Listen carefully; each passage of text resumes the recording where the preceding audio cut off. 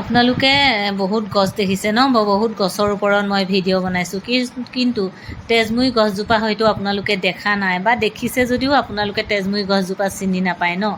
ময়ো বহুত চাই আছিলোঁ, মোৰ ঘৰত তেনেকৈ তেজমুৰি গছ নাই, আৰু তেজমুৰি গছজোপা য'তে ত'তে নাপায়ো, খুব কম পাবলৈ, মানে কি হয় পুলিটোৰে যথেষ্ট দাম হয়।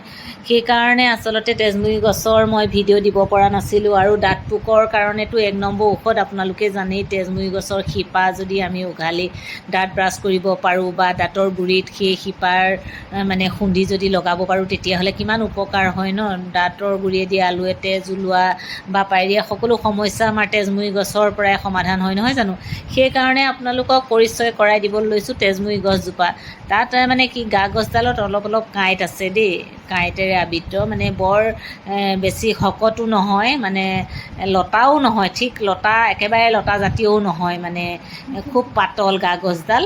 আপোনালোকে দেখিলে গম পাব। গছজোপা মই দেখুৱাবলৈ চেষ্টা কৰিছোঁ, যিহেতু আমাৰ মানে কি হয়, অফিচৰ বেক চাইডে ৰুই থোৱা আছে, আৰু ডাঙৰ হৈছে যথেষ্ট গছজোপা। মই আজি দেখিলোঁ, হঠাতে দেখি ভাবিলোঁ আপোনালোককো গছজোপাৰ লগত পৰিচয় কৰাই দিওঁ, তেজমুৰি গছজোপাৰ লগত। চাওক।